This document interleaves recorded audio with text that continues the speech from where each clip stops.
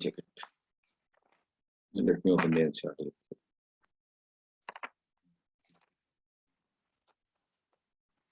Sir, the sucker you told, the mint example. Yes. Okay, we did stem and as well as we did stem modification, right? Yes, sir. The real modification of stem. Yes, sir. Fine. So we were supposed to start with the leaf, right? So let me start with the leaf.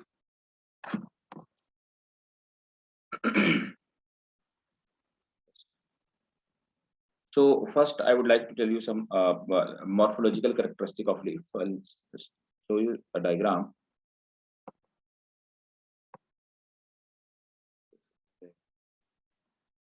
Morphology.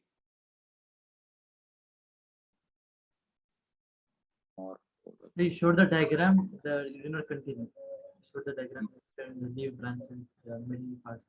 I remember. We just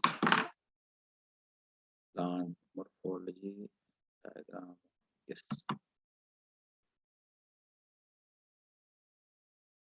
So put the heading leaf, and we are going to start with the leaf today.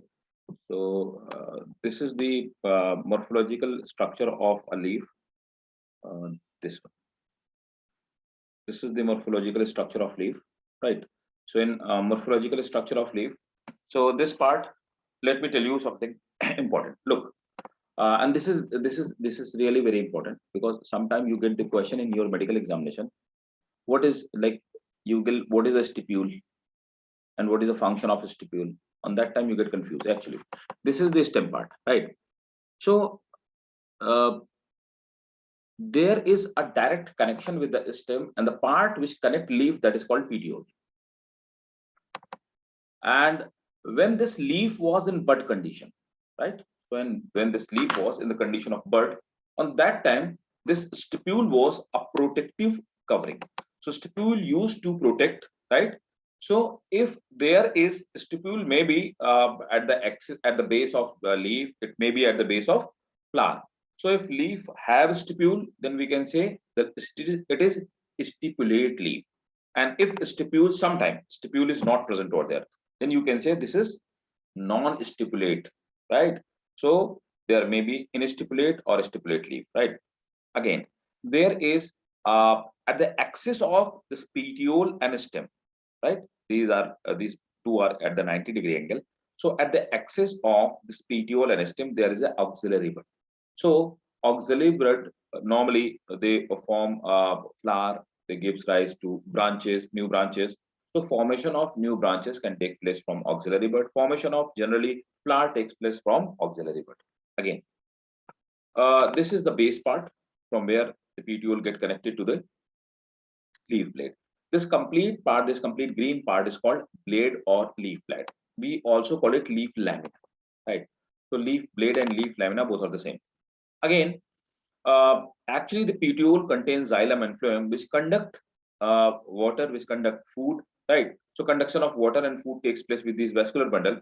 So these vascular bundle spread across the leaf. So this main part, this main conducting tissue is called midrib, and from the midrib, number of the vertical, number of the lateral branches arises, and these are called veins, right? This is the apex, then this is the margin, right? So this is the general morphology of leaf. Clear? Okay. So this is the leaf, and please note down some point. Put the heading leaf. Leaf develops from the node. Leaf develop from the node and bear auxiliary bud. Leaf develop from the node and bear auxiliary bud. Full stop. The auxiliary bud develops into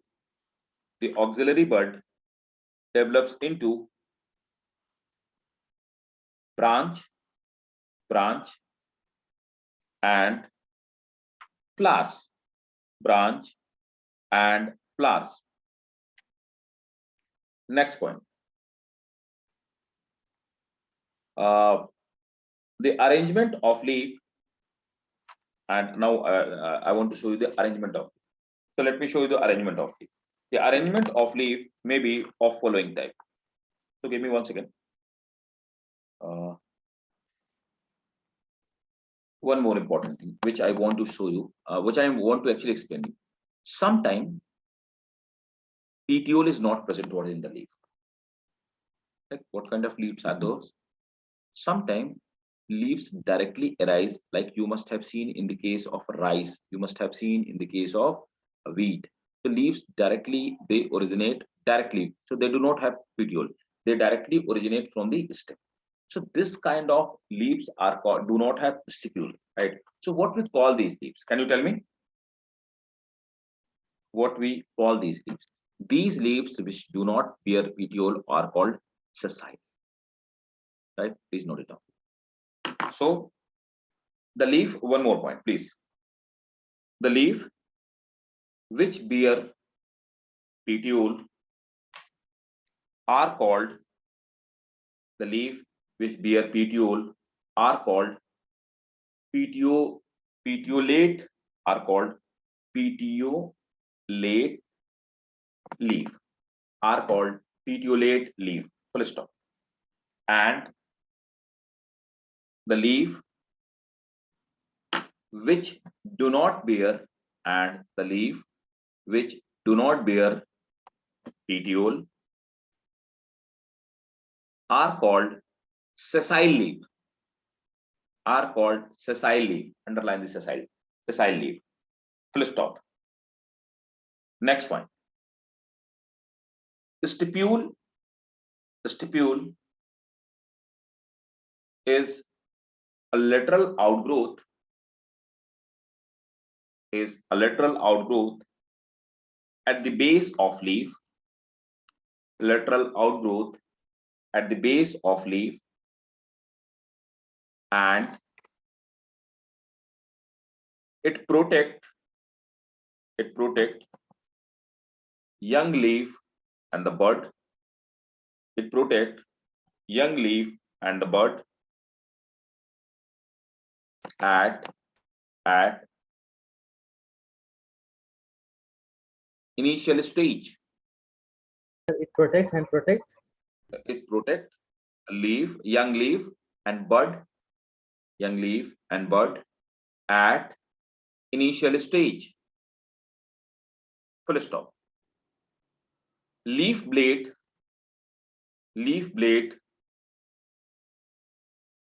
contain, leaf blade contain, leaf blade contain chlorophyll and responsible for chlorophyll and responsible for photosynthesis, and responsible for photosynthesis, right? One more thing which I want to tell you. So before I tell you, I want to ask a question from you. You must have seen a plant. Definitely, you must have. Most of you must have encountered a plant. The name of the plant is Touch Me Not. Have you seen that plant? Touch Me Not. Yes, sir. Yes, sir. Okay. So the biological name of this plant. Sometimes they ask the biological name. They do not give the this name. So this is called Mimosa pudica. Mimosa pudica, right? So this is the biological name. Sometimes they ask mimosa. This is called Mimosa pudica. Actually, Touch Me Not is the name of the plant. When you touch the leaf of this plant, what happened? The leaf, they get enclosed, right? And after some time, they again reopen. So how does this phenomena take place, or which like what is the mechanism of this phenomena? Touch Me Not is sessile or petiolate leaves? This is petiolate, and this is compound leaf. Actually, I'll tell you like what is a compound leaf. So what is the special with it? How does this phenomena? Does they have any nervous system? Yes, Samara. Does they have nervous system? Kind of tropism. Yes, system. Some kind of tropism in the tropism. Tropism. Okay. Minashi, what is the reason behind Maziya, Kia? So like the water it becomes more and less on one side, something like this. Okay, let me explain you. Actually, that's what I want to tell you. Actually, at the base part, like suppose that this is a leaf. So you will see the leaf. Actually, all the leguminous plant have this kind of structure. So at the base of petiole, what happens? Suppose that this is. Let me draw you the leaf in a different color. So suppose that this is a leaf. At the base of leaf, there is some swollenness, and you will see. You can see that. And the Mimosa pudica have this kind of the leaves. So they have compound leaves, and here there is some small leaflet like a structure. You must have seen that. Yes, Yes, sir. yes, it's look like that one, right? So actually, when you touch this leaf, what happened? This part is called actually pulvinus.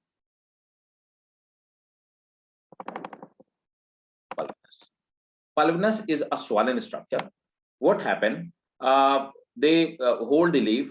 Actually, in the pulvinus of Mimosa pudica, there are some cells. They are called actually bulliform cells. So these bulliform cells, they are generally found in the grasses, bulliform cells. So they have some cells, and these cells are called actually bulliform cells. Bulliform cell. What happened? Whenever you touch the bulliform cells are filled with the water, so they are so in swollen condition.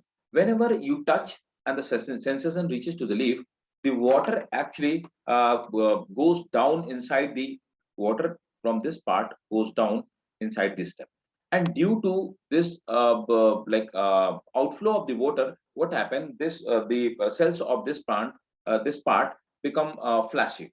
So they shrink actually. So due to the shrinkage of the cells, these leaves shrink and they closes down.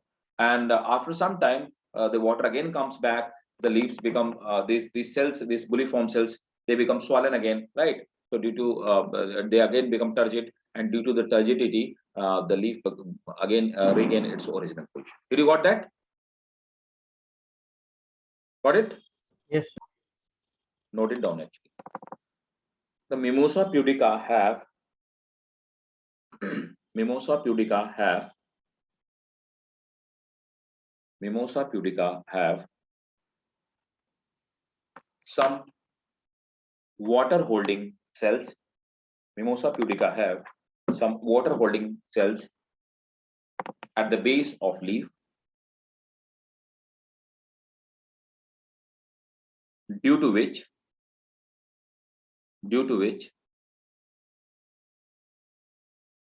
they shows movement. Clear? And whenever we touch anything, and due to touch, the movement takes place in the plant. This movement is called thigmonastic movement actually. Thigmonastic movement. So this is the example of actually thigmonastic movement. Clear? Should we go ahead? Okay. Again, there is a term called phyllotaxy. What is phyllotaxy? Anyone of you? What is phyllotaxy? Phyllotaxy is actually arrangement of leaf, the pattern of arrangement of leaf, the way the leaves are arranged. This is called phyllotaxy. So phyllotaxy is the arrangement of leaf in petiole, or we can say leaf lamina, right? So look, in term of phyllotaxy, the leaves may be in form of whorl, right? So these are the whorl leaves. These are the alternate leaves. Alternate means look, one leaf, one, two. Look, let me write it down actually. It will be more clear for you. So the one leaf is here, second is here, third is here. So these are other four. So this side, this side, this side, this side, and this is like cascading effect. So again, the opposite 1 and 2, both are opposite. 3 and 4, both are opposite. And whorl actually at the single point from at all the direction leaves arise, right? So note it down. So phyllotaxy, please note it down. Phyllotaxy is the arrangement of leaf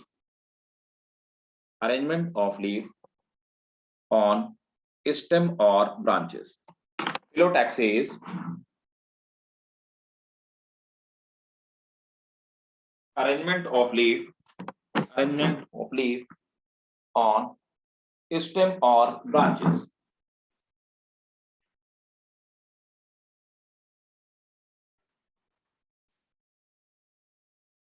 Next point.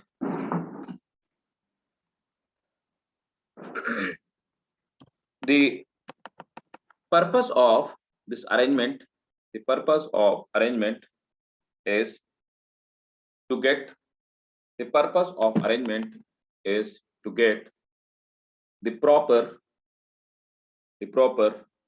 sunlight. It may be of following type. It may be of following type. So the first one is world. In world, there are 3 or more than 3 in world. There are this one. First one is world. In world, there are 3 or more than 3 leaves develop. 3 or more than 3 leaves develop at single node. There are 3 or more than 3 leaves, 3 or more than 3 leaves develop at single node. So we have already discussed the leaves are originate from the node of stem, right? Sir. From single node. Full stop. The leaves are found in whorl. The leaves are found in whorl. Example is Alastonia. There is a plant called Alastonia. So Alastonia is example. B. Second. So the second one is that is alternate. Second one alternate. Full stop. Sorry. In alternate, leaves, single leaf arise at one node. In alternate, single leaf arise at one node. In alternate manner.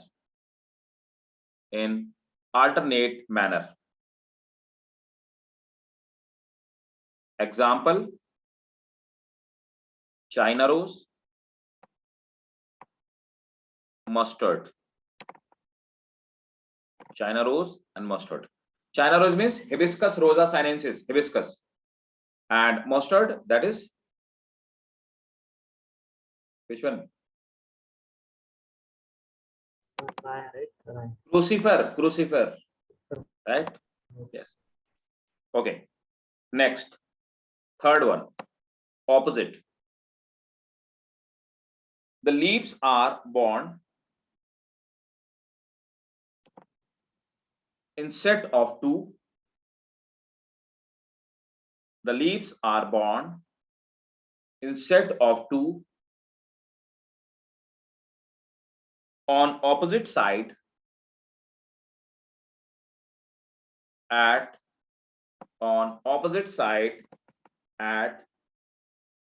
single node. Example, Calotropis. Clear?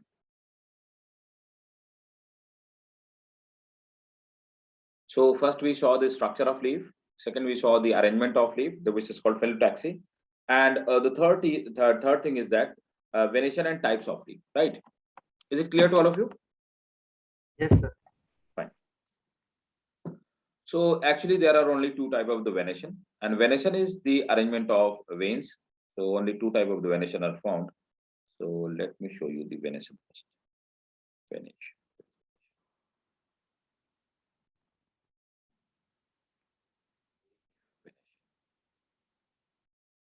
Just let me draw it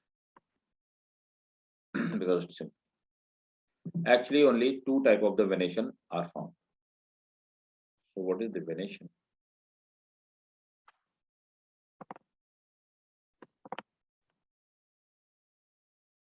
Venation. So just few seconds back, we saw the what veins, right? And structure of leaf. So what is venation? Venation is the arrangement of leaf. Actually, only two type of the venations are formed. First one is reticulate. The reticulum word means network or a net. So first one is reticulate. Right. This is reticulate. Reticulate means they are like a net. So reticulate venation is found only in all dicot plant. It is found in dicot plant. Example, that is all legume plant. Any pea. So in leguminous plant, what happened? When dicot plant happen, so there is a single vein. So this vein is called midrib. This is main vein. So it contains xylem and phloem. This is called midrib. From midrib, number of these side veins arise, and from the side vein there is some tertiary veins arise and then quaternary veins arise. So these veins, they form a network like structure. This is called actually a reticulate venation. So first venation is called reticulate. Then now it comes to the parallel venation. Parallel. In parallel venation is actually found in monopod. So monopod means that is all crop plant and grasses. So all crop plant and grasses are monopod. So what happened in parallel venation? In parallel venation, the actually veins are found in parallel. So for example, this is a leaf of for rice. Take for example rice, or we can say rice or Rhiza sativa. Then rice, you will see the veins are parallel to each other actually. So these are the veins which are parallel to each other. So these are the parallel veins, right? So this is called parallel venation. There are only two kind of venation. Please note it down.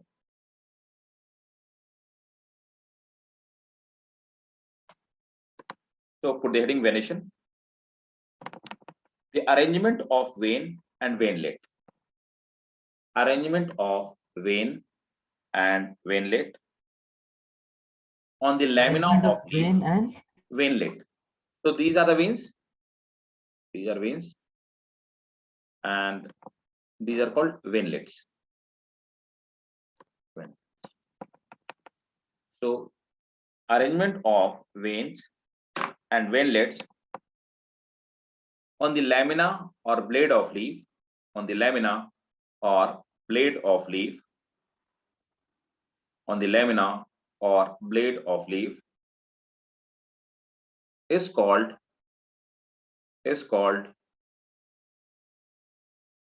venation. It may be of two types. It may be of two types. Put the first heading and draw the first diagram. Reticulate venation. Reticulate venation.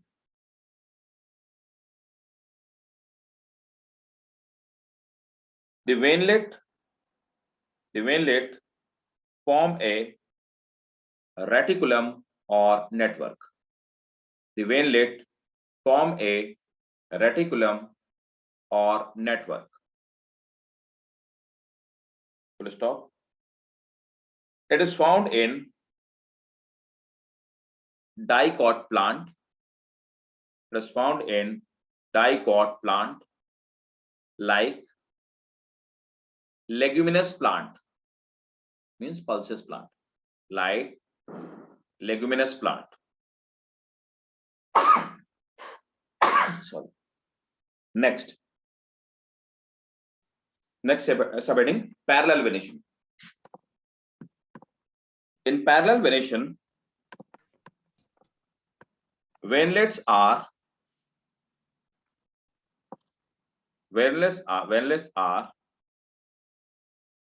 found parallel to each other,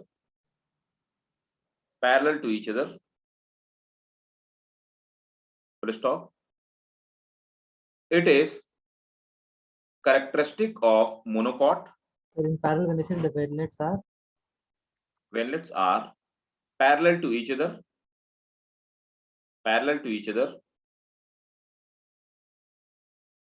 full stop. It is the characteristic of monocot plant,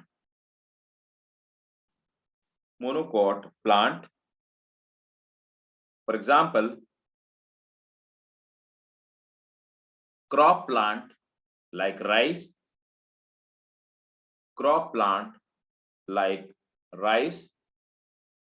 and grasses, right? Okay. So again, the third heading is types of leaf. So what are the type of leaf? Let me show you a diagram that will make you clear how many types of the leaves are found. So the next thing is types of leaf. Now let me show you the type of leaf.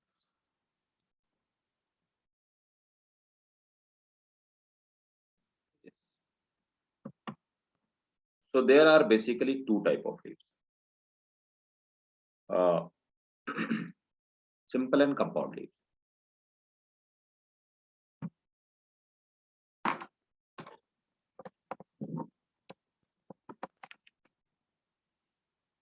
And compound leaves are again two types.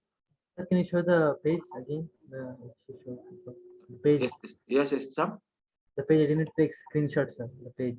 Okay, page. Are you talking about this whiteboard page? This one? Yes, it is right. Yeah, please. Done. Okay.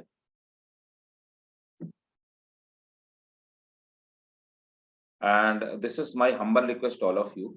So whenever you take the screenshot of any part, please always note it down in notebook. I was surprised in like yesterday I was taking a batch. It's a very good batch and it's a big batch. So number of students are there for there, but really a very few students have noted down in their notebook, and rest of all they have that thing in the form of screenshot. So I was asking them and they were unable to answer me anything because they haven't noted it down. Actually they just kept it in the form of screenshot. So whenever you take the screenshot, whenever I say, because that is the we have limited time at this time when the class is going on. So we use this time fruitfully. So you can take the screenshot, but I suggest you always note it down in your notebook. And I expect that you all are doing that, right? Look, so there are two types of the leaf.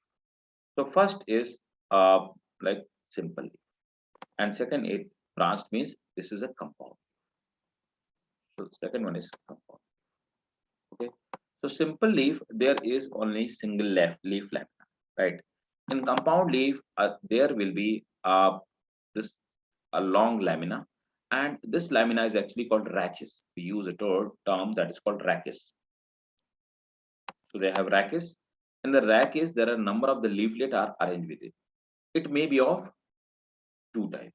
So compound leaves may be of two types. First is pinnately compound. So actually there is a pinna or rachis. This part is called pinna. So there is a pinna or racket, and both sides of the pinna there are leaflets, small leaflet. So these small leaves are called leaflet. So it is called leaflet, right? So this is called pinnately compound leaves. Example, that is neem. Neem is example of, right? Again, there are palmately compound. Palmately compound leaves, they are like palm, right? You must have seen in papaya, right? This kind of leaf. Yes, you must have seen this kind of leaf in papaya. But there are palmately compound. In palmately compound leaf, there will be a single point from where the number of the leaf will get originate from the same point. So this is called palmately leaf. Clear? Note it down, please. Types of leaf. So leaves may be of following type. First, leaf may be of following type. First, simple leaf. A simple leaf have a simple leaf have simple undivided lamina. Undivided lamina. Full stop. The lamina may have various incision. What is it meant by that? Look, let me show you. There are fair enough chances that lamina is like this one. It have incision. Right? There is incision, but this is the single lamina. So this is also a type of simple leaf, because these incision, they have not touched the midrib, right? So that is called simple leaf. So there may be Can you repeat various from, incision. sir, can you repeat from the lamina? Yes, Simple the lamina leaf. can have, Yes, sir. the lamina can have various type of incision, but these incision, lamina can have various type of incision, but these incision do not reaches to midrib. Full stop. Example, mango leaf. Mango is example, that is the best example. Mango leaf. Next, B. B is compound leaf. In compound leaf, where a compound leaf is that, a compound leaf is that where lamina is completely broken into, lamina is completely broken into distinct segment or leaflet. Distinct segment or leaflet, which Segment can different segment or leaflet. This one, leaflet. Full stop. Which can be separately connected to base. Full stop. we can be connected to Base. Full stop. Leaflet I resemble don't understand, sir. Can be connected to base. This one. base. Connected Okay, to sir, base. base. Yes, base. Full stop. Leaflet resemble to leaf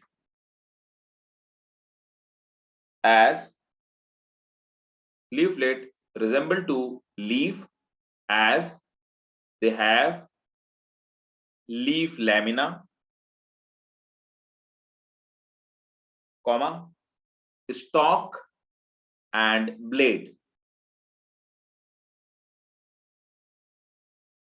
Full stop. They may be of two type. They may be of two type. Pinnately and palmately. They may be of two type.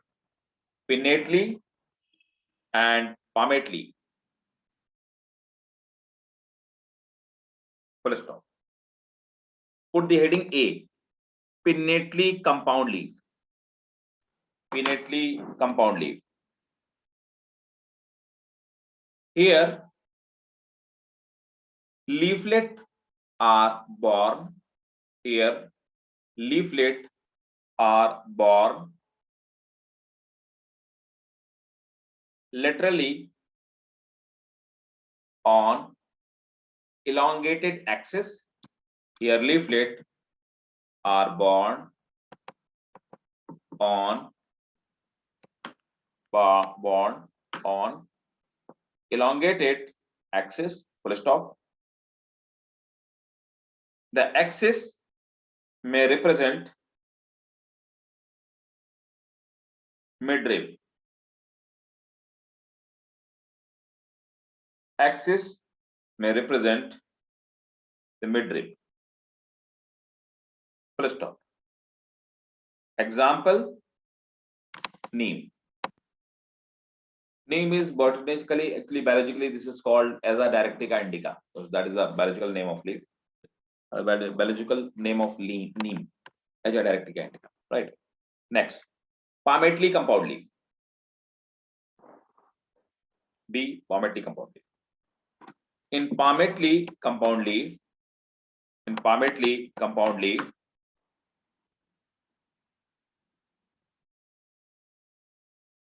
which petiole bears leaflet, in which petiole, so this is petiole, in which petiole bear leaflet at the tip, like finger on tip, like finger on palm,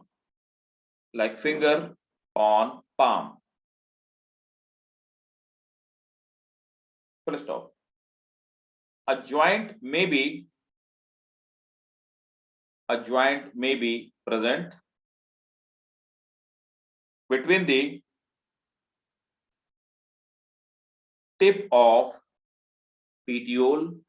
A joint may be present between the tip of petiole and leaflet. Example, papaya, citrus. So that is the definitely clear. Okay. Now next is, that is the next, put the heading modification of it. So pinnately, palmately compound, clear types of leaf, clear to all of you? Yes, sir. Okay, great. Now come to the modification of leaf. So let me show you the modification of leaf. Modification.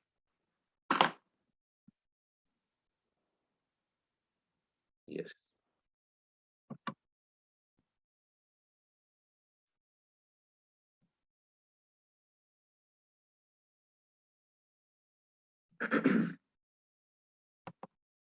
So I'm sharing a diagram with you. That is the modification.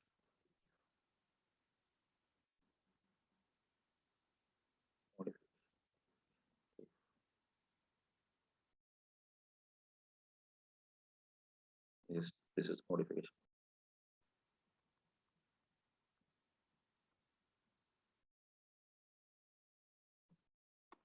Look, these are the modification of leaf. We have already studied that these phylloclad are the modification of stem. They perform the function of photosynthesis and collection of the water, and actually leaves are modified into spines. So these are the modification. Again, there are some leaves they convert into tendril. They give support to the thigmotropic movement. They give support to the weak stem of any runner or creeper, right?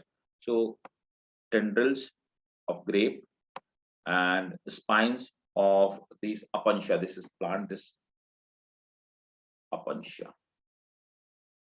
That is the modification of. So please note it down. Leaf modification, right? So first is leaf tendril.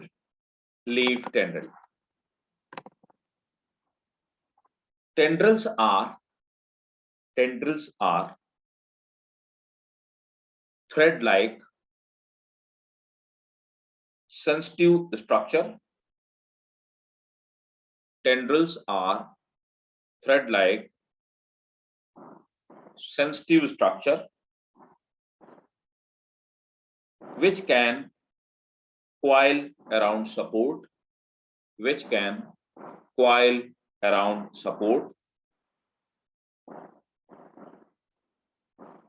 and help plant in climbing. Full stop. They are usually, please underline the thing, underline the statement. They are usually unbranched. Full stop. Example, grape. So the biological name of grape is what? Sometime they will give you example vitis. They will give you an option vitis. So actually, the example, this is called Vitis vinifera. Vitis vinifera, right? So put the exam in bracket, grape, vitis. Next, leaf spine. The leaf part changes into spines. The leaf part changes into the spine in order to protect plant, from grazing,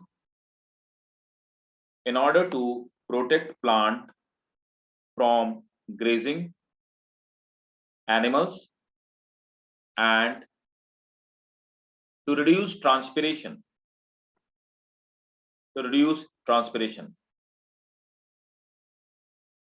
Example, Apansia barberry,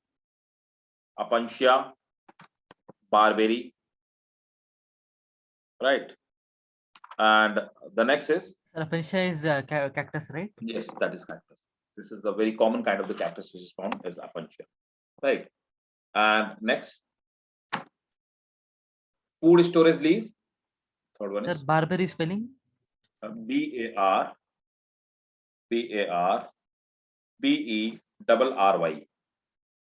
barberry. Again, there is one more example, one more type, that is food storage. We have already studied that in garlic and onion. The scales are those part which we eat as an onion and garlic. So these scales are actually modification of leaves where food is stored. So please note it down. In garlic and onion, the fleshy leaf, fleshy leaves are the storage It's part. flashy or flashy, sir? Fleshy, FLASHY, FLESHY,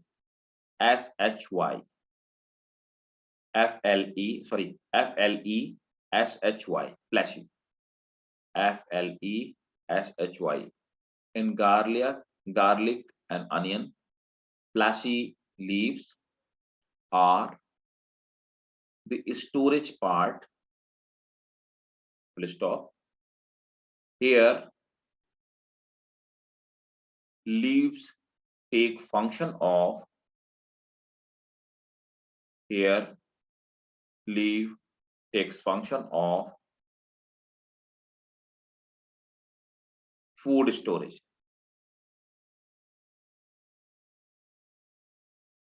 Okay. There is one more important thing which I want to share with you, and this is exclusively for your actually medical examination. This is not in there, your NCERT, but I want to share with you. You must be aware with a plant, and the name of the plant is called pitcher plant. Are you aware with that plant? Pitcher plant? Yes, sir. Which starts in chips. Yes. So what is the name of that plant and why it's very important? Pitcher plant. Sometimes they won't give you the common name. So on those cases, you must be aware with the biological name as well. So that is actually fourth type or fourth modification of leaf. So the pitcher plant is pitcher plant. So actually, first let me make you understood that what is the pitcher plant actually and what is their function. So the pitcher plant is actually the name of the pitcher plant. Biological name is Nepenthes khasiana. Actually, exclusively, this is found at a particular part of India, Khasi Hills. That is the northeast part of India. So in Meghalaya. So this is called Nepenthes khasiana. And the peculiarity of this plant is that it is the endangered plant actually today. So it is going to be extinct, endangered. So this is endangered and we need to protect it. Nepenthes khasiana. Nepenthes is called pitcher plant. Actually, this is insectivorous plant. This is insectivore. So why it eat insect? This is also my question. It's not part of morphology. I'm asking you some extra point. Why they? Yeah. Because they don't get enough nutrients from the soil. Is it so? Up to certain extent, you may be right. Please make me some more clear. Give me some more clarity. Nutrient. So they are autotrophic plant. Actually, they are green plant. They can make their food. Nepenthes is actually this kind of plant. Let me make you more clear. Actually, there is a bunch of Nepenthes, and a Nepenthes bunch may have 25 to 36 plant. And there is this structure, this kind of structure. And again,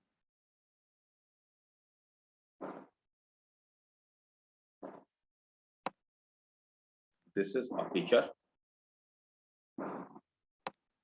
You must have seen the diagram.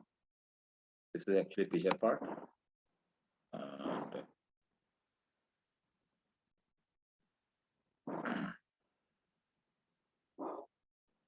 so in pitcher, actually, there is a lid-like structure. So this is a lid-like structure. And inside the pitcher, there is, so there may be this kind of 25 to 36 pitcher. And there are some hair-like structure inside this pitcher. Inside this pitcher. So the direction of hair is inward, actually, these hairs. What happened whenever a small insect visit inside? Why it visit? Actually, inside the plant, there is some fluid-like structure. And this fluid, it seems like there is a nectar-like structure. It smells like nectar. So insect thinks that there is some nectar part over there, but this is actually not the nectar. This is actually digestive juice. What happened whenever any insect goes inside? These hair do not allow this insect to go outside, and it remains inside. And the lid get closed, and due to closure of lid, it cannot escape. And even hair do not allow this insect to escape, and these juices digest it. Actually, these plants grow in the nitrogen deficient part, right? So actually, these are the autotrophic plant, right? Please try to understand.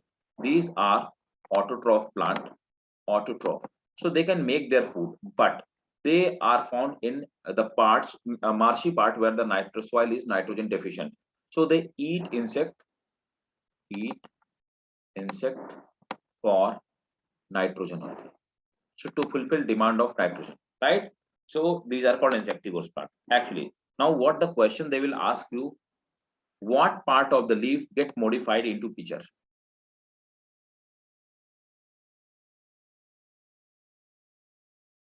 So what is this? This part is not actually leaf blade. This part is actually leaf base, which opted the function of photosynthesis. This is leaf base. What is this?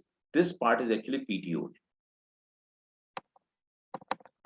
So generally the question they ask that which part is modified into pitcher? Actually, the leaf lamina. Pitcher is modification of leaf lamina. So this is the mouth and this is the actually lid. So lid is modification of leaf apex. Is it clear? Clear? Yes, sir. Please note it down.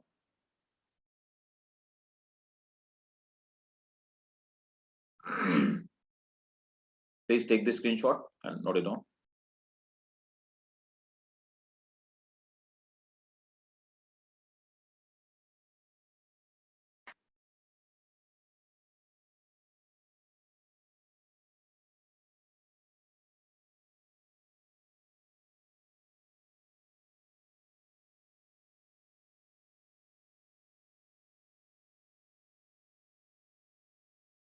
Let me know when you note it down.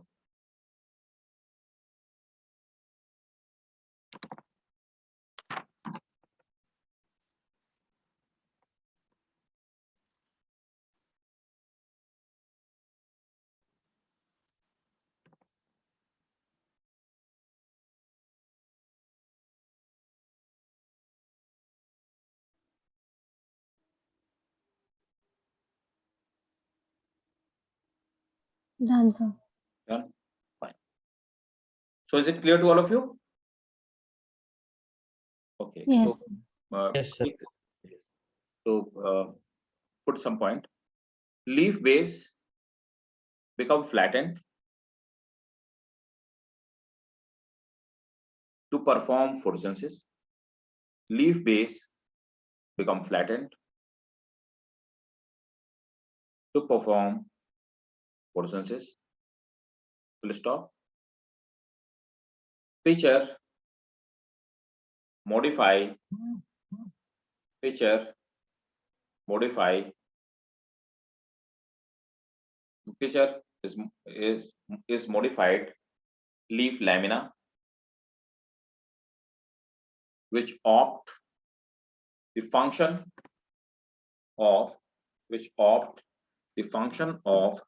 catching insect, which opt the function of catching insect. Okay.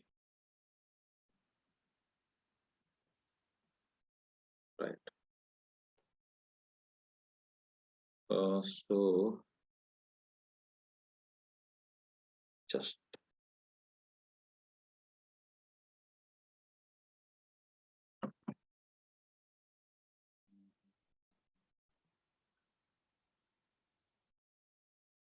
look. There is one more example. This is acacia. Acacia is generally called baboon, right? So acacia is generally called baboon. Actually, this part, this is phyllodes. Phyllodes is what is the phyllodes? Phyllodes is actually this perform the function of photosynthesis. Photosynthesis. Actually, these reduced part are leaf, right? So leaves are very reduced on almost you may see sometimes they do not have leaf. If they are present, they are very small, and sometimes they do not. So the leaves are not there. Then leaf base perform the function of photosynthesis, and this is called phyllodes. It is very important for your NEET exam. So put the last modification, phyllodes. Phyllodes is actually the part of petiole or rachis, part of petiole or rachis, which perform the function of photosynthesis. Full stop. In several species of acacia,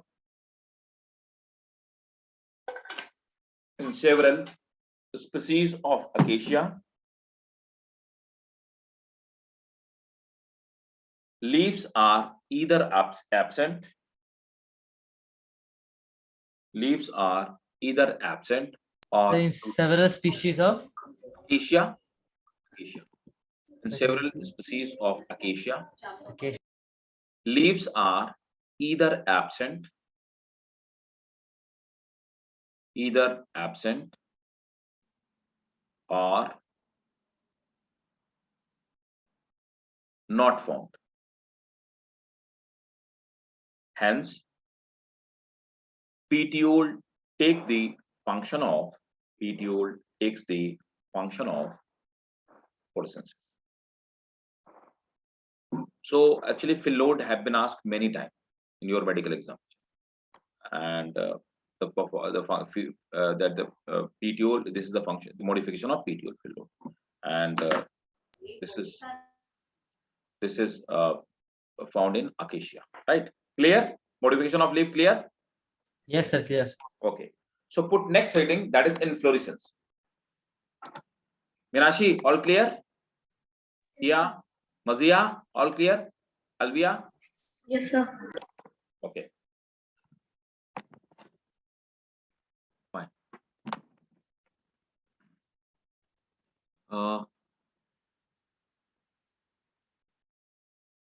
Yeah, sure. Istisham, you can go. Thank you.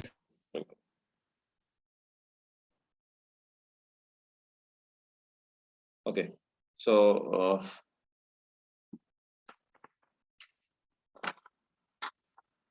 now there is inflorescence and flower look. Before going inside this part, I want to tell you, I want your 100% focus over here right now.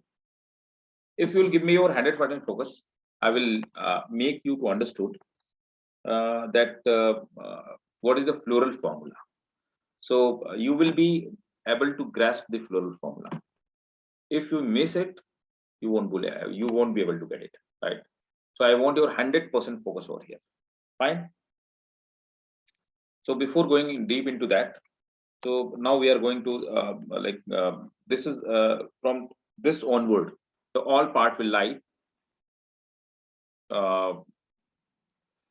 inside the like what to say, like I want to say you that this all part include inside the family part, right? So these both are complementary to each other. Without getting these terminology, you won't be able to understand the family. And if you want to cram the family, if you want to cram the floral formula, floral diagram, then you need to understand and imbibe all these part what I am going to tell, right? So next heading is inflorescence. What is inflorescence?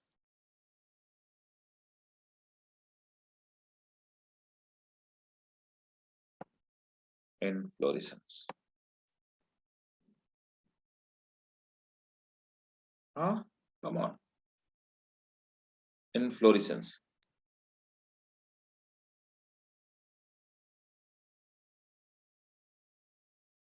Arrangement of flower. Come on. That is arrangement of flower. So put the heading inflorescence. So how does the flowers are formed? Apical bud, that is the meristematic part that get modified into reproductive part and then development stop, that is called the formation of inflorescence, right? So note the point. What is inflorescence? The arrangement and distribution of flower, the arrangement and distribution of flower over a plant. Arrangement and distribution of flower over a plant is called inflorescence. Is called inflorescence. The arrangement and distribution of Arrangement and distribution of flower. Arrangement and distribution of flower over a plant is called inflorescence, right? Let's stop. Inflorescence is modified shoot,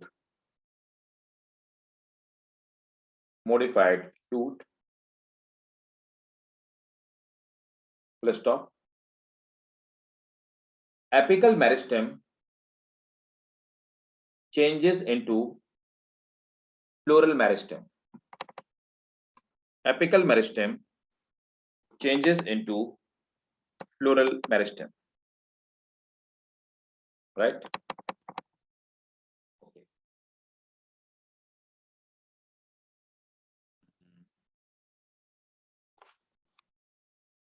It may be of two types. So inflorescence may be of two types. Let me show you a diagram.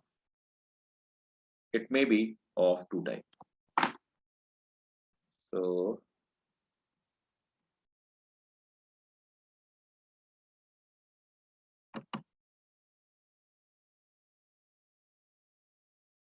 look,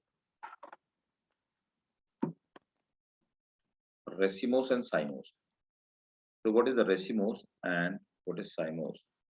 Let me explain you. This is a racemose. In racemose, what will happen? Older flower will be at the base, right? And then so first this will be the flower, then this will be the flower, then three, then this will. So what will happen? Actually, the formation of flower will take place side by side. And what will happen that this apical part will always remains free, and even after flowering, the main stem will keep on growing, right? So this is the beauty of this racemose, right? So in racemose, the flowers are born in this way, right? So put the heading racemose. In racemose,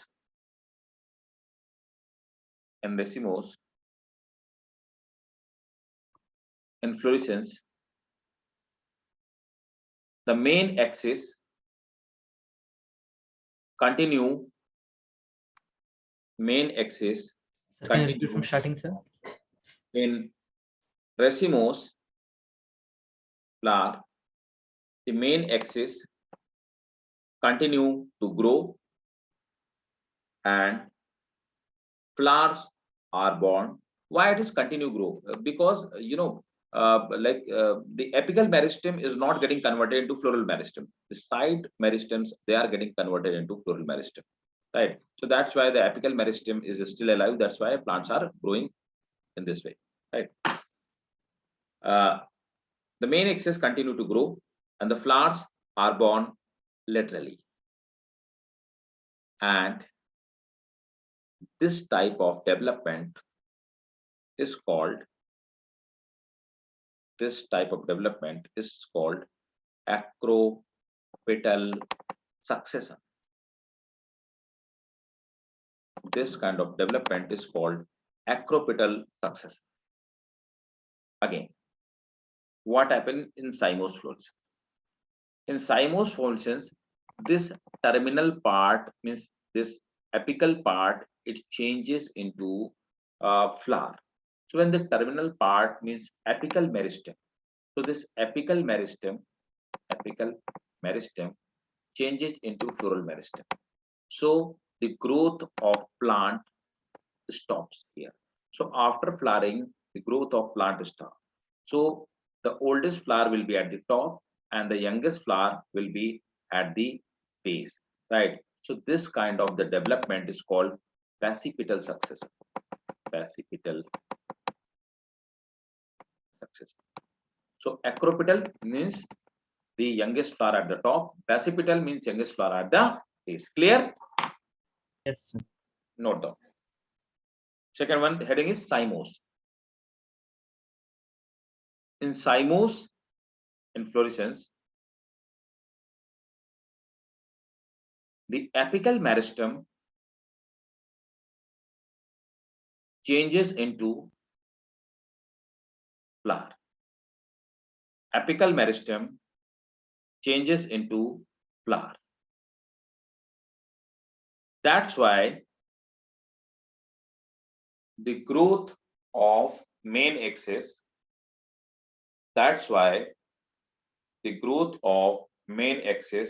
stops after flowering. Full stop. The young flower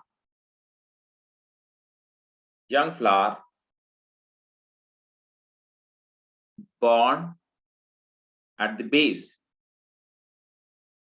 full stop, this kind of development is called basipetal succession. This kind of development is called basipetal succession. Okay, so this was the inflorescence. Is it clear? Acropetal, basipetal, racemose and cymose, clear to all of you? Yes, sir. Great. So this is important. This is really important. Next, now let me explain you the flower and part of the flower. So what is actinomorphic, what is zygomorphic, and all this. Sir, can you show the whiteboard part, the picture plant? Just don't take the screenshot. Okay. Just 4 part. Yes.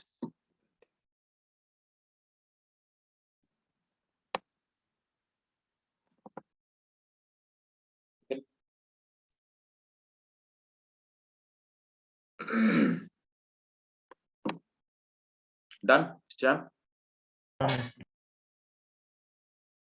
Done, sir. Okay. Now let me show you the flower, parts of flower.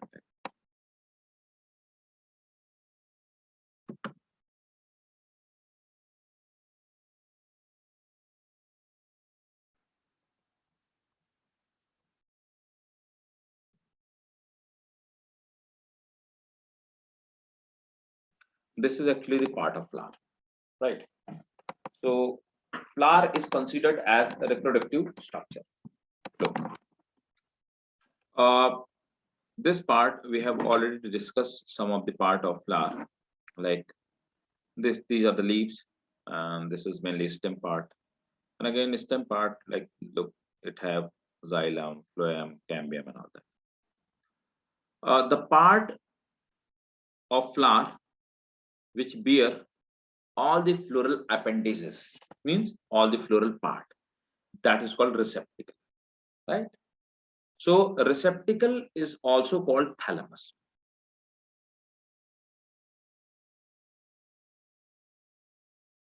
So either you call it receptacle or you call it thalamus. So this is the first, right? In the thalamus, there are some part which are called sepals, right?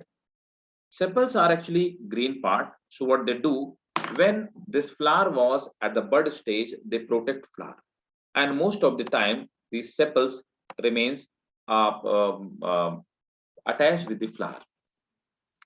You must have seen the brinjal having a cap-like, green cap-like structure. That green cap-like structure are actually the persistent sepal. Even the sepals remain attached with the fruit as well, right? So they are called sepals. So sepals are those part which protect at the bud stage. So the first part is thalamus, and the second part was sepals. Again, there are some those part which are colored. These are called petals. So they are third part, right? So petals, the function of petals to attract the insect for the sake of, or attack the insect or animals for sake of pollination. So that is the function of this one. The third part is petal, and the fourth part is pistil. So this is actually female reproductive structure. This is fourth part, pistil. So this is called female reproductive structure. This female reproductive structure, it contains this pink part is called ovary. Inside ovary, there may be one or more than one ovule, right? And above this one part, this part is actually solid. This is called style. Style is actually solid part, and the top part is called stigma. So stigma, style, ovary, and ovule is part of pistil. Again, there is a pollen tube, which is germination of the pollen gland taking place. We'll see it later. And the fifth, the last but not the least, that part called stamen. The stamen is actually male part, right? So main part is the stamen. Stamen contains two part, filament, that is the part which connected, and there is an anther, right? So these are the part of flower. Clear? Take the screenshot. And there is a term. Look, what is the tepal? So we have discussed sepal, petal, and what are the tepals. So the sixth part is actually tepal.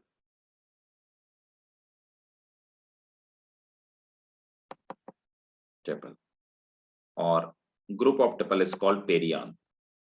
Look, when you are unable to define that are they either they are sepal or they are petal, there is not difference, there is not a different sepal and petal. You are unable to differentiate that are they sepal or petal. On that condition, we call them tepal, right? Please note it down. When in some flower, like in some plant like lily,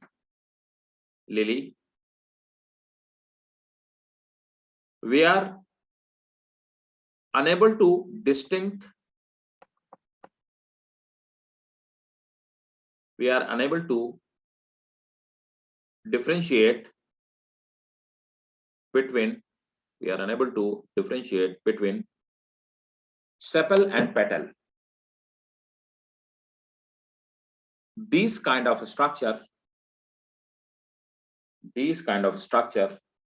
are called tepal. These kind of structures are called tepal. Full stop. And the group of tepal is called perianth. And the group of tepal is called perianth. Next. Now, on the basis of sex, there may be two kind of the flower, right? So, did you take in the screenshot? Taken? Yes, sir. Okay. So there are two kind of the plant. So first, they are called bisexual. Now I want your 100% attention over here. Bisexual means hermaphrodite. We have discussed in multiple times, hermaphrodite, right? So there is a symbol for bisexual. This is the symbol for bisexual. Actually, this is the symbol of male and this is the symbol of female. When male and female both symbol joins, this symbol belongs to bisexual. Bisexual plant are those which contain, that is, pistil plus stamen in same plant. So this example is of Hibiscus rosa sinensis. It's a China rose. So this is a bisexual plant. So note it down.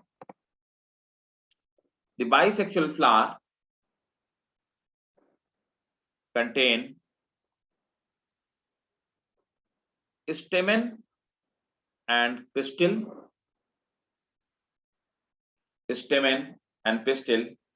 in the same plant.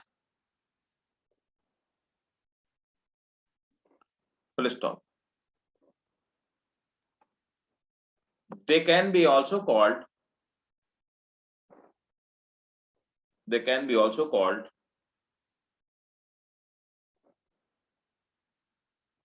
hermaphrodite plant. Hermaphrodite flower. Sir, but you told hermaphrodites are mostly used for animals. Yes, mostly used for, we have discussed that this is mostly used for this one animals, but it is not written that we can't use it for plant or Okay. right?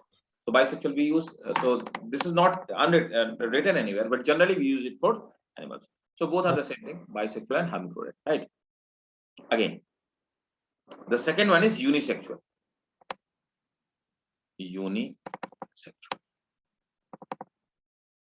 So unisexual flowers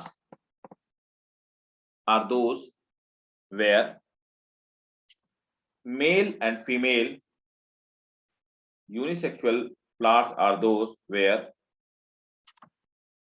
male and female flowers are separate. Male and female flowers are separate. First stop. Male flowers are called, male flowers bear stamen only. Male flower bear stamen only and called staminate.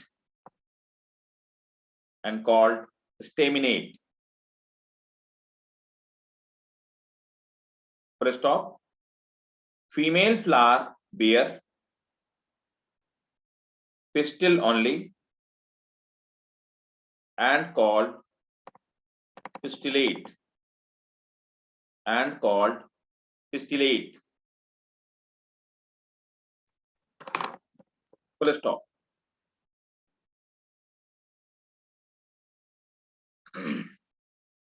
Clear to all of you?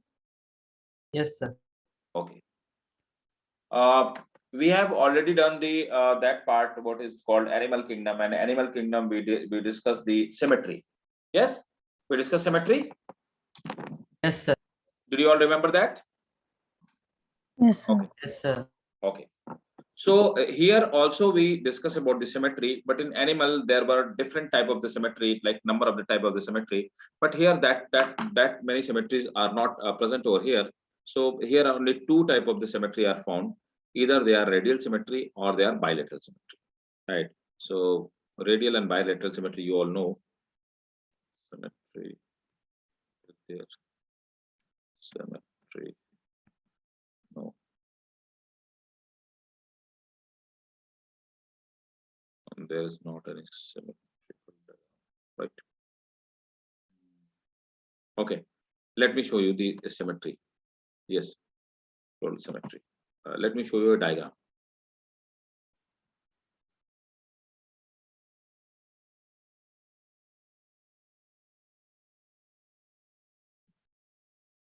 Look. Yes, this is the diagram for floral symmetry. Here, the flower is radially symmetrical, right? So when the flower is radially symmetrical, we call it actinomorphic, right? So radial symmetry is called actinomorphic, and for actinomorphic there is a symbol. So for actinomorphic, when there is a symbol like this one, this circle, this one. So this is called actinomorphic. When this symbol is called actinomorphic, means flower is have a radial symmetry, and when flower have bilateral symmetry, bilateral. So we will call it zygomorphic, and this is the symbol of zygomorphic. This percentage symbol belongs to zygomorphic. This is for zygote. Note it down. On the basis of floral symmetry,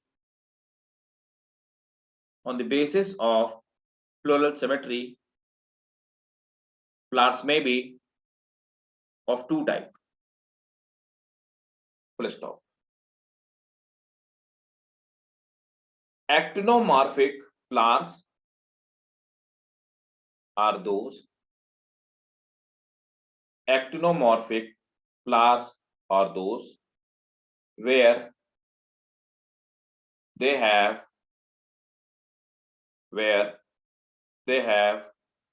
radial symmetry. Full stop. Example, hibiscus or China rose. Example, China rose. Next point. Zygomorphic flower have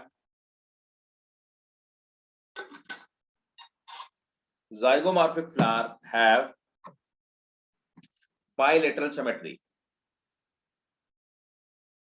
Example,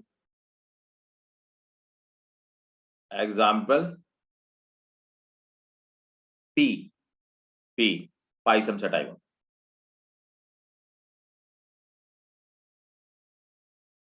Right? Again, there are. So is it clear? Symmetry clear? Keep these Yes. all symbol in your brain. So look, I told you that this symbol belongs to bisexual. If this symbol, then we'll say staminate, star staminate. If this symbol means flower, pistillate. This symbol actinomorphic. This symbol zygomorphic. Right. Next. Now look, you can see, like in this plant, you are able to see it have two whorls. Below this whorl there are three leaves. 1, 2, 3. And in second whorl, there are these leaves X, Y, Z. So there are the groups of 3 leaves at every node. So this kind of the flowers are called trimerous. Again, if flower have 4 petals in a whorl, they are called tetramerous. If flower have 5 whorl, then they will be called pentamerous. Right? So that's how we call them on the basis of floral appendages, right? Trimerous, tetramerous, pentamerous. Let me show you if I have diagram. Trimerous. Yes, I have diagram.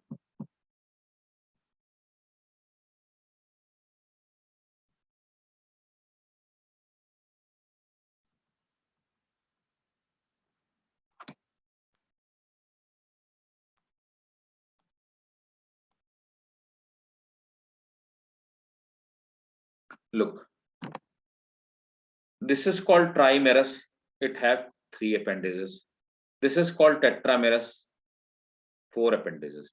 This is called pentamerous. This is 5 appendages. Now, what is the important thing is that if the plant is trimerous, then this is the characteristic of monocot. Tetramerous and pentamerous is characteristic of dicot. Note it down. Flower may have trimerous, yes. Flower may have trimerous, tetramerous, or pentamerous when the floral appendages, flower may be trimerous, tetramerous, or pentamerous when the floral appendages are in the multiple of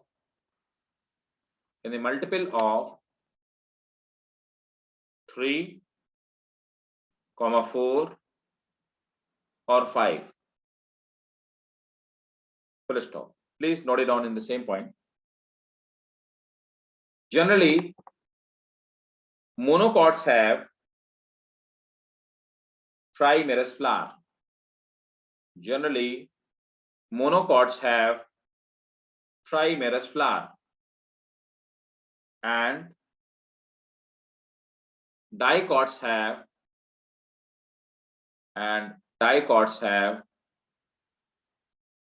tetra or pentamerous. Dicot have tetra or pentamerous.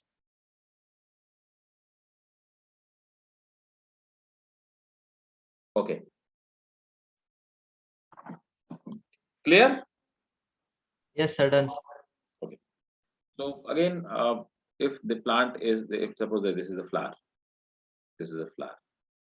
and it have bract here. This is small leaflet-like structure. This is called bract.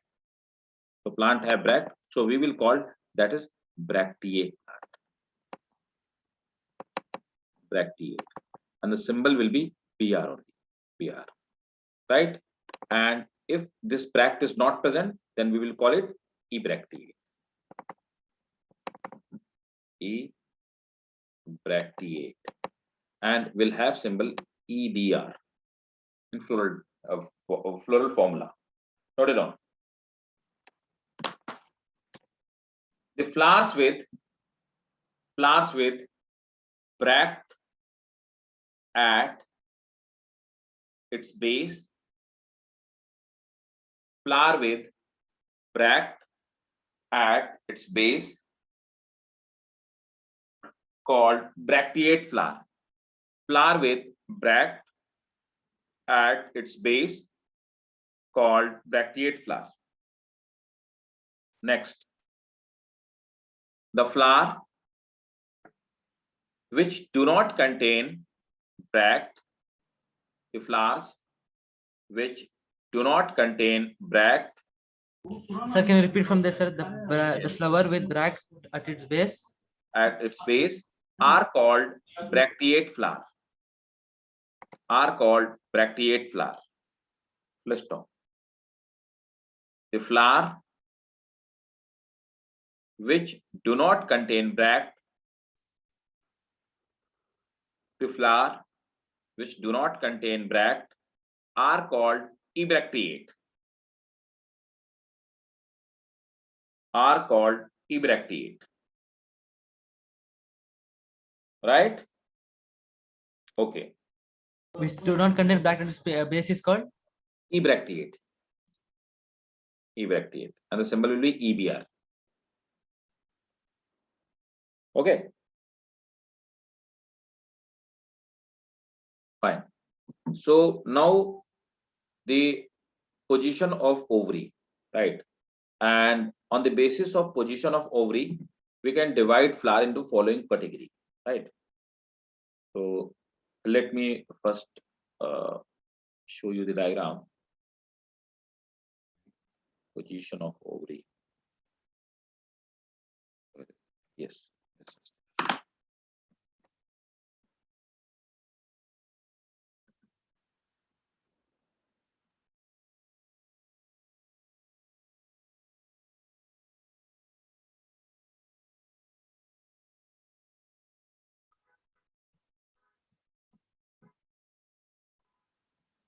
Look.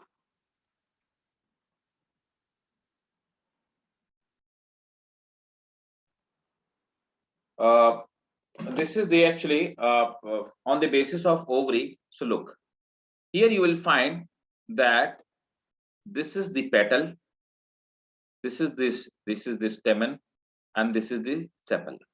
All these three floral appendages are below the ovary. So this condition is called hypogynous, right? This condition is called hypogynous. And hypogynous condition, when the condition is hypogynous, these kind of ovaries, so this is called ovary superior position. This is called ovary superior position. So how we write in formula? When we write in formula, this G is the symbol of gynoecium or ovary. And if we put this bar below the G, this is called ovary superior position. Clear? Now you can see here, this is perigynous flower. Perigynous flower is, this is generally we call it half inferior. Half inferior. Here, almost all the appendages like sepals, petals, and stamens, they are at equal position of ovary. No one is above to other. So here we write simply G. This is called perigynous situation. And this is called epigynous. Epigynous is ovary inferior situation. Ovary inferior means ovary is inferior to rest of the floral appendages. Here the ovary is at lower position. This ovary is at lower position, and these petal, sepals, and stamen, they are above to ovary level, right? So in ovary inferior situation, here we write G and we put the bar above the G. So this is called ovary superior. This is called ovary inferior. This is perigynous condition. Is it clear? yes, sir. Please take the screenshot and note it down after the class.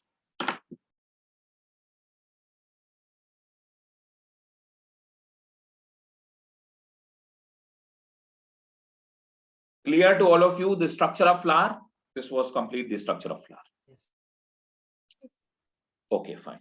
Sir, the before image, can you show the bract image? The bract, right? Bract means, yes, I can show. Take the screenshot, then I'll show you the bract image. Looks-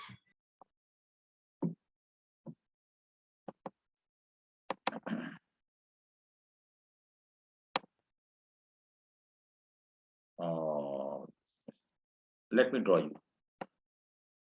Actually, this is the pedicel.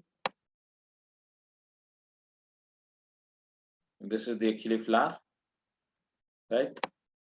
and here the flower is here, and at the base of the flower there will be some small leaf-like structure, and this leaf-like structure is called bracts. Okay. Right, this is called bracts. So flower may be bracteate or ebracteate, right? Yes. Okay. Now put the heading parts of flower. Parts of flower.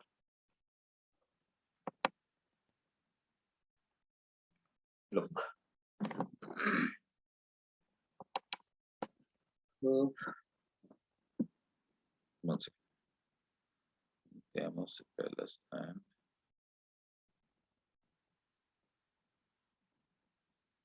one second. So parts of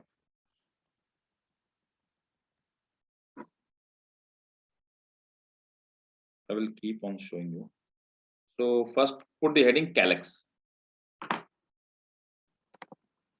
Put the heading calyx. CALYX, calyx.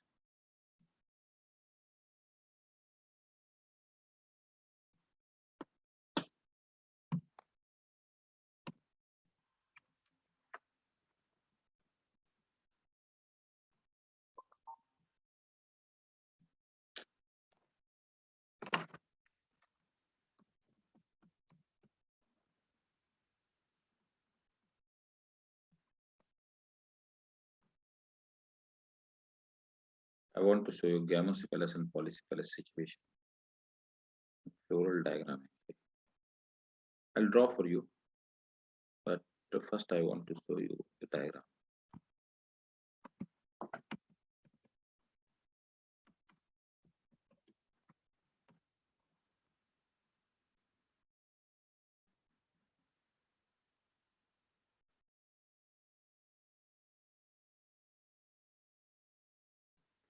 And poly.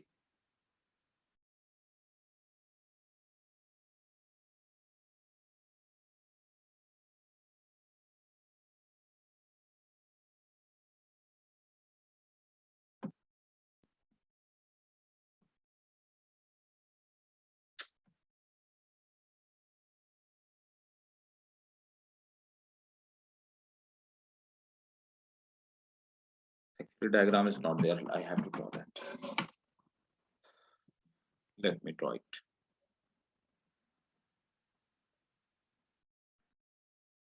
So actually, first is calyx. What is calyx? Can you tell me? What is calyx? So group of sepal, note it down. The group of sepal is called calyx, and symbol will be what? K. The group of sepal is called calyx. Sepal. Look. So suppose that now we know what is the sepals, right? So there will be, on the basis of calyx, there will be two type of the plant. First plant, there are two kind of situation, that is called polysepalous. Polysepalous. And second one is called gamosepalous. Gamosepalous. So polysepalous and gamosepalous. So what is the polysepalous? Actually, now first, what is the symbol of, whenever we draw the floral diagram, then in floral diagram, the symbol of calyx will be like this, right? So this is the actually the symbol of this conical diagram is the symbol of calyx. So in polysepalous, suppose that there is a flower and flower have 4 sepals, right?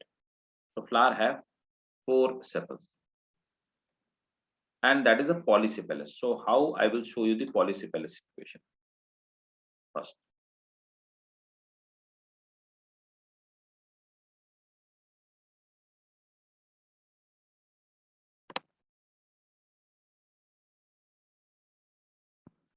In polysepalous situation, there will be like this way. So these, the margin of the sepals will be free from each other, right? This is called polysepalous situation. Means these margins, they are free from each other, they do not touch to each other. So how we saw it? So there are 4 calyx. So we'll say calyx 4, and they are polysepalous situation, right? Now, what is the gamosepalous situation? In gamosepalous situation, all these 4 sepals, they will attach with, they remains attached with each other. So how we will write it down and how I will represent this diagram. In this diagram, what will happen?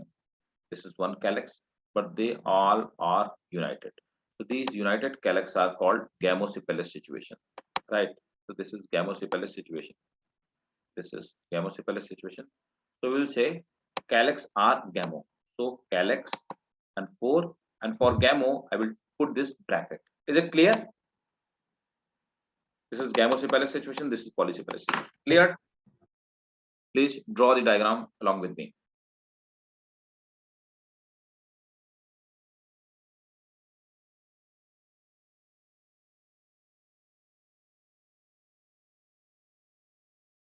In polysepalous, please draw the diagram and note it down. Polysepalous sepals are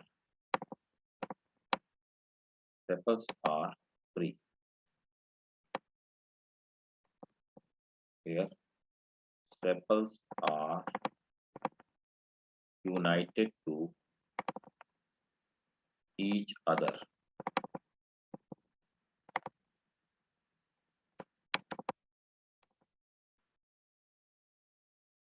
After noting down, please let me know.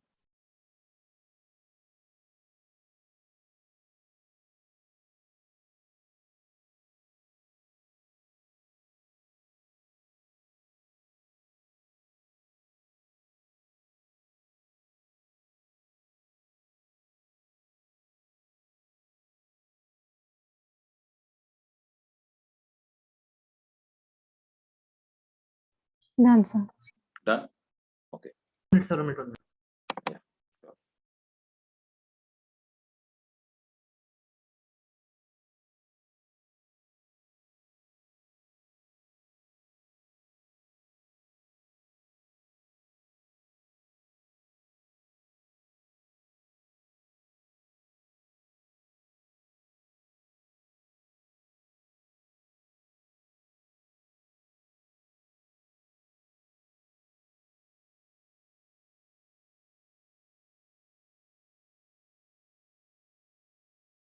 Done, sir.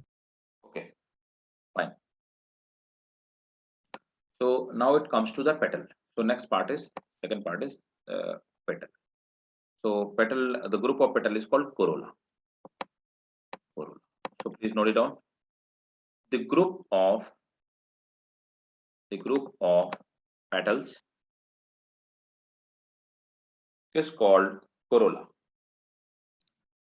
Now, how we will write it? We will call it C. The symbol will be C, right? That is a symbol. And again, the corolla, we show the corolla like this. Again, on the basis of their arrangement, they are also of 2 types, right? They are also of 2 types. So, note it down. The group of petal called corolla, and they are meant for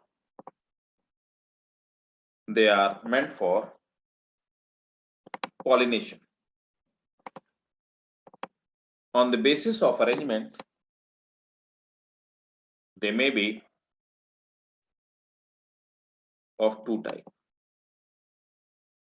Gamopetalous.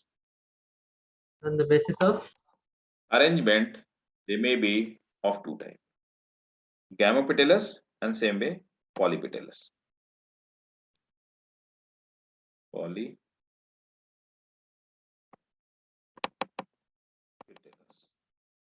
So gamopetalous, polypetalous. In gamopetalous situation, it's like this. This is a gamma petalous situation where the petals are united with each other. So this is one petal. Suppose that there are 4 petals. Second petal,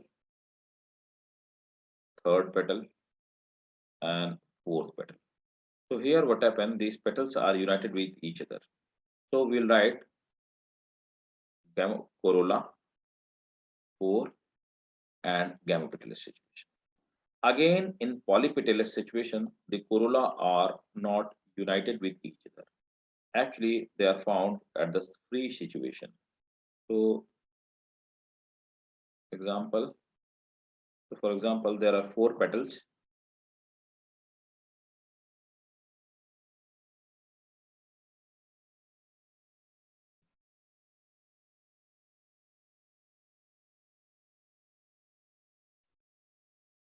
So this is polypetalous situation. In polypetalous situation, we'll write just corolla 4 and they are polypetalous. In polypetalous, corolla petals are not united. Petals are free. And gamma petalous, petals are united.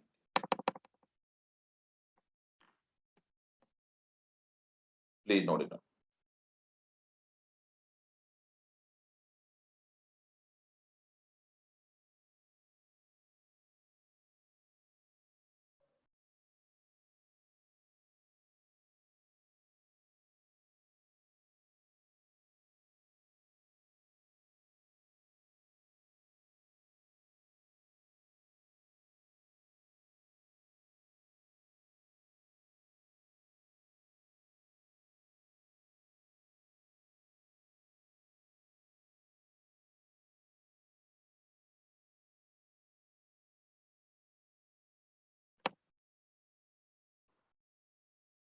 Please let me know when you note it down.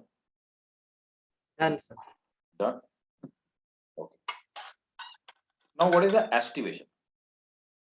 So actually, arrangement of mainly corolla, but arrangement of calyx or corolla means sepals or petal is called estivation.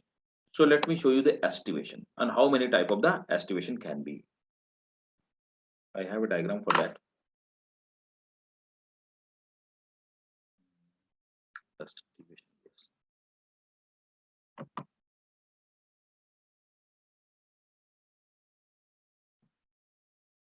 So in NCERT there are 4 type. I will tell you the 5 type. Now these 5 type are important for actually need. Look. So this is called estivation. So what is estivation? I told you arrangement of calyx and corolla. Calyx and corolla is called estivation. So first estivation is volvate. In volvate estivation, all the margin of calyx or corolla will be face to face of each other. So this is volvate. In twisted, what will happen? There will be at least one calyx or corolla. There will be at least the one margin of calyx or corolla will be inside, and the second margin will be free. This is inside, second free. This is inside, this is free. So this form is called twisted. In imbricate, at least in the world, there will be a single where it will be under covered by the single petal or sepal, which will be undercovered. Like the both of the margin, these both of the margin, these both of the margin, they are covered by other, and there will be at least one sepal or petal where both of the margin are free, and the rest of the point they will be in twisted condition. So this is called imbricate estivation. In quinquential, there will be there will be two such kind of petal or sepal where the margin of both are covered, and there will be at least 2 sepal or petal where their margin will be free, and the rest of the sepal or petal will be in twisted situation. Clear? Last but not the least, this is called quinquential. In quinquential situation, no, sorry, vexillary. I'm sorry. This is called vexillary. In vexillary situation, there will be the first one. This outer one is called standard. Standard. In a standard, it will be cover like petal, a big one. Again, there will be two, 1 and 2. These are called actually wings. Wings will be in twisted situation. This is covered, this is free. And the last one, this is called keel actually. So this is called vexillary situation. Normally, actually, this is found in P, Papilionaceae, right? In P family, right? So this is found in P, and here we write it down that 1 plus 2 plus 2. This is the situation. Clear or not? Say frankly, is it clear or not? Clear, sir. Please take the screenshot and draw it at your notebook. Please draw it at your notebook after the class.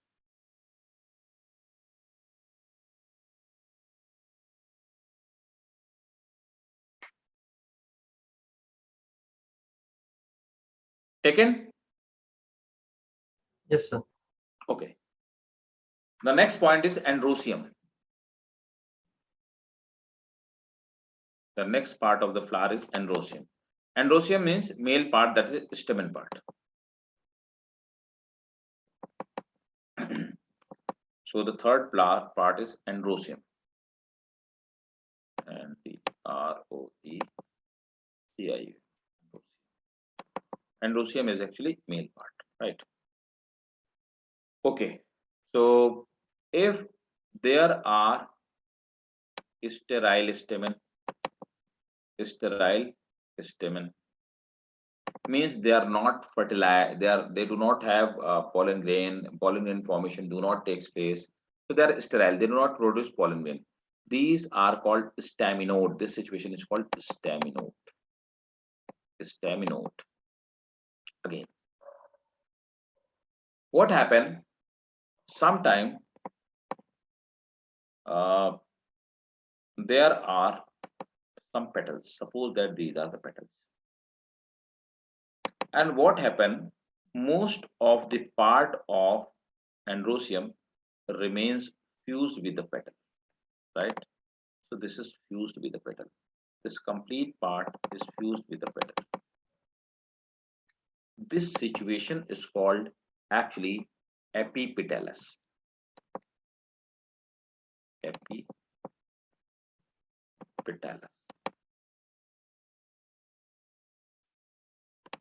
This is epipetalous. Again, there are chances that so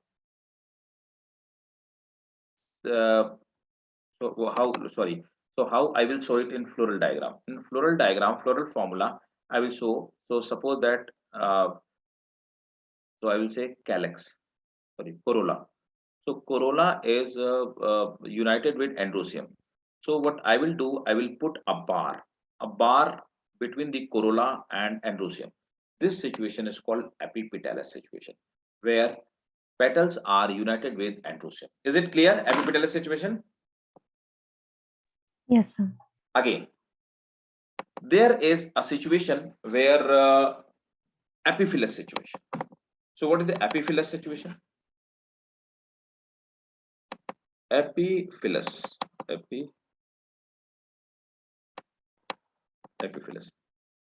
situation is that when the androsium is united with calyx.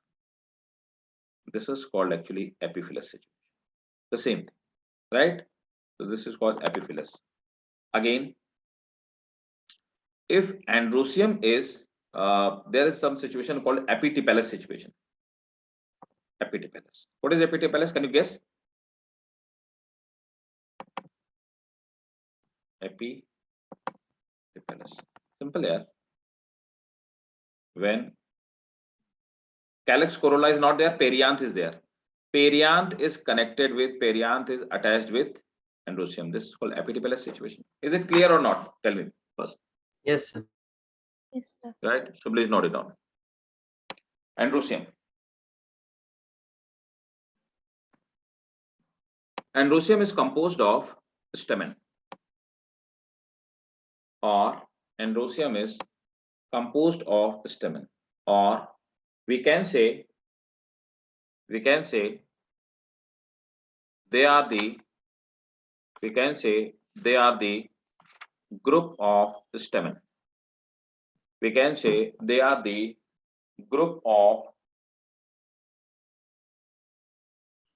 stamen. Full stop. Next point. In epipetalous situation,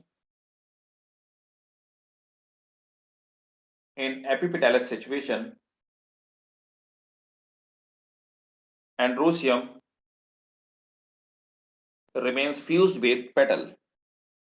In epipetalous situation, androsium remains fused with petals.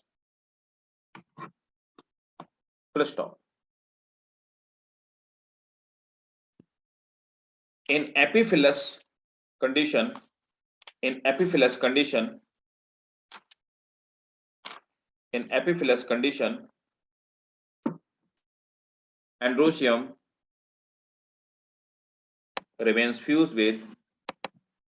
androsium remains fused with sepals. Full stop. In epitepalous situation, androsium remains fused with perianth. Now please tell me,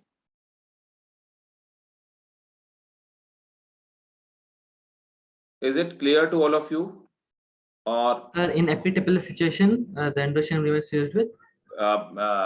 androsium remains fused with perianth? Is it clear to all of you, Samaira, Stisham, Yes, sir. clear. Minashi? Yes, sir. Okay, Alvia, Mazia, clear? Yes, sir.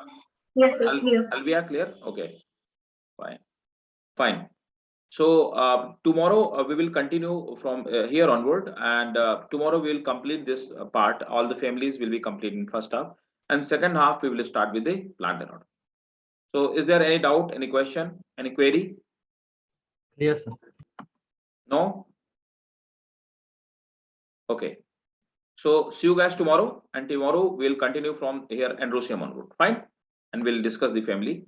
And if you got it, all these concepts, whatever we have discussed today, then definitely I'm more than sure that you'll get all the parts of families. Fine.